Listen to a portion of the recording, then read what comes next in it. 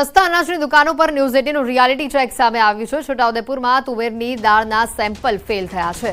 દાળની ગુણવત્તા નબળી હોવાના સ્થાનિકોના દાવા આવ્યા છે। સામે દાળનો જથ્થો ઓછો મળતો હોવાનો પણ દાવો કરાઈ રહ્યો છે।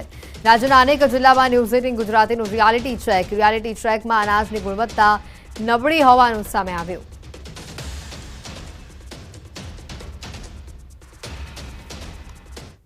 ન્યૂઝ 18 ગુજરાતી રાજ્યભરમાં અનેક જગ્યા પર રેશનિંગની દુકાનોમાં અનાજના જથ્થા બાબતે રિયાલિટી ચેક કર્યું। રેશનિંગ ધારકોને તુવેરદાળ મળે છે કે નહીં તેને લઈને જ્યારે રિયાલિટી ચેક હાથ ધરવામાં આવ્યું ત્યારે અનેક ખુલાસાઓ થયા।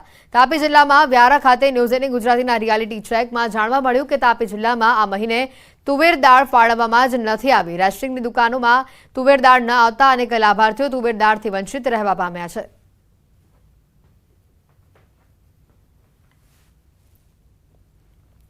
234 કાર્ડ ધારક છે।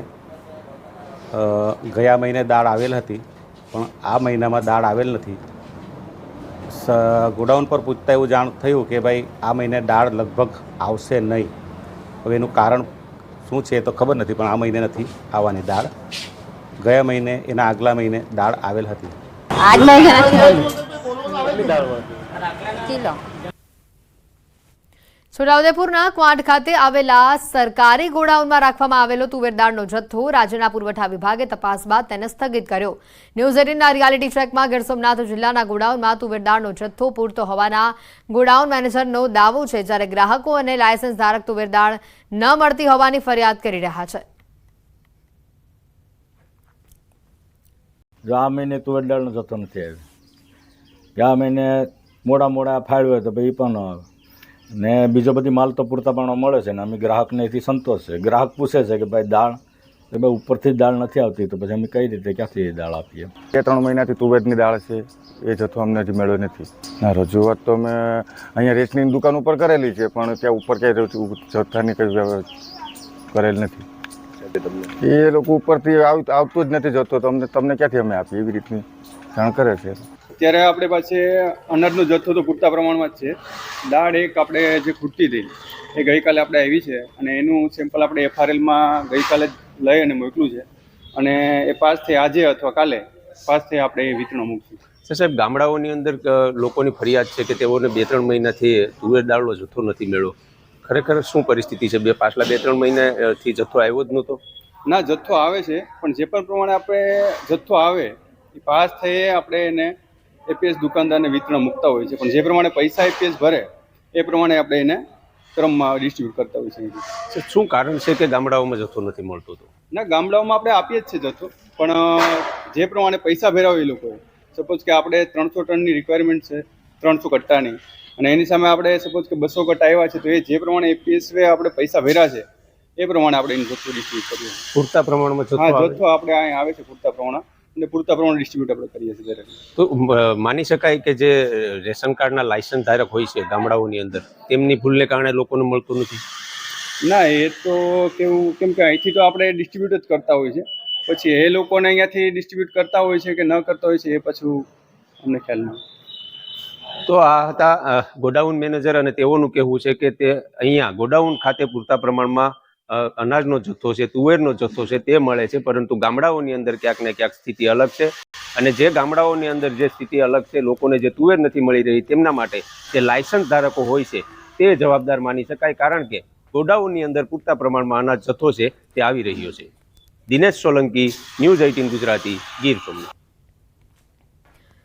ગીર સોમનાથથી વધુ સમાચાર આવી રહ્યા છે। અનાજના શંકાસ્પદ જથ્થા ઉપર રેડ પાડવામાં આવી છે। ગેરકાયદે અનાજની હેરાફેરી કરનારા પર તવાઈ બોલાવવામાં આવી છે। અનાજ માફિયાઓમાં ફફડાટ ફેલાયો છે। તાલાળા સાસણ રોડ વચ્ચે આવેલા જગ્યાઓ પર રેડ પાડવામાં આવી છે। ગીર સોમનાથ હોટલની માલિકીની જગ્યા ઉપર રેડ પડાઈ છે। ઘઉં, ચોખા અને ચણાનો જથ્થો ઝડપાયો છે। 3 છૂટા હાથી અને 1 રિક્ષા સીઝ કરાઈ છે। જિલ્લા પુરવઠા અધિકારી અને તાલાળા મામલતદાર કચેરીની ટીમ દ્વારા શંકાસ્પદ જથ્થા ઉપર રેડ પાડવામાં આવી।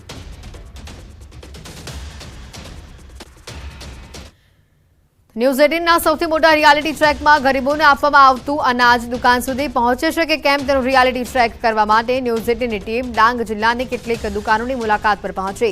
ખાસ કરીને તુવેરની દાળની વાત કરીએ તો ડાંગ જિલ્લામાં પણ તુવેર દાળ કોઈ ગામમાં પહોંચી છે, જ્યારે કોઈ ગામમાં દુકાન સંચાલકો દ્વારા ચલણ ભરવા છતાં તુવેરની દાળ પહોંચી નથી. તેને લઈને દુકાન સંચાલકો મૂંઝવણમાં છે અને ક્યારેક લોકો સાથે તેમણે સંઘર્ષનો પણ સામનો કરવો પડે છે તેવું જણાવી રહ્યા છે. રેશનિંગના દુકાને જે લોકો છે લોકોને અનાજ મળે છે કે કેમ તેનું રિયાલિટી ચેક કરવા માટે જે ન્યૂઝ 18 ગુજરાતીની ટીમ ડાંગ જિલ્લાના ચીચીનાગાંઠા પહોંચી છે. આપને સીધા દ્રશ્ય પણ બતાવવા માંગીશ કે જે ચીચીનાગાંઠા ખાતે પંડિત દીનદયાળ ગ્રાહક ભંડાર આવ્યો છે ત્યાં ન્યૂઝ 18 ગુજરાતીની ટીમ પહોંચી છે અને જે ગ્રાહકો છે ગ્રાહકોને તુવેર દાળ મળે છે કે કેમ તેનું આજે રિયાલિટી ચેક કરવામાં આવશે. આપને સીધા દ્રશ્ય પણ બતાવવા માંગીશ. આજે રિયાલિટી ચેક કરશું. આપણી સાથે દુકાનના માલિક છે, તેઓની સાથે વાત કરશું. શું નામ છે આપનું? આપણો વિજયભાઈ. વિજયભાઈ, એ જણાવો તુવેરની દાળનો જથ્થો છે કે કેમ? ના, નથી. ક્યારથી નથી? એ અમારે 5 તારીખ ગયા માસમાં તુવેર દાળ આવેલી. આ માસમાં 5 તારીખે ચલણ ભરી દીધેલું છે, પણ અત્યારે આજ 23 તારીખ આવી, હજુ તુવેર દાળની ચણા મીઠું નથી. બીજું કોઈ અનાજમાં ઘટ હોય? ના, એવું નથી. આ હતા વિજયભાઈ, જેઓ સસ્તા અનાજની દુકાન ચલાવે છે. તેઓ દ્વારા જાણવા મળ્યું છે કે તુવેરની દાળ છે, તુવેરની દાળનો જથ્થો જ આવ્યો નથી, જેના કારણે જે લોકો છે લોકોને તુવેરની દાળ આપવામાં નથી આવતી. જે બંગાળ ચીચીનાગાંઠા સંચાલક છું. અમે 5 તારીખે ચલણ ભરી દીધેલું છે તુવેરનું દાળનું. અત્યાર સુધી નિગમમાંથી અમને માલ મોકલવામાં નથી આવ્યો. એના લીધે અમારે વિતરણમાં બી કેવી રીતે વિતરણ કરીએ? પબ્લિક બી બધું જ્યારે બધું ટોટલી વસ્તુ આવે, જથ્થો આવે ત્યારે પબ્લિક બી આવતી છે. આજે 23 તારીખ થઈ ગયેલી છે, હજુ સુધી નિગમમાંથી ચણા નથી, મીઠું નથી કે ચણા મીઠું કે દાળ નથી. એના લીધે અમારે વિતરણ કરવાની અવગડ આવતી છે. તો બીજી તરફ અન્ય મોટા સમાચાર ભાવનગરથી. શું છે ભાવનગરના સરકારી ગોડાઉનમાં પડેલા અનાજની સ્થિતિ? શું રાશન ધારકોને આપવામાં આવતું અનાજ સડી ગયું છે? તંત્રની કામગીરી પર સવાલ ઉઠતા ન્યૂઝ 18 ગુજરાતીનું આ સૌથી મોટું રિયાલિટી ચેક.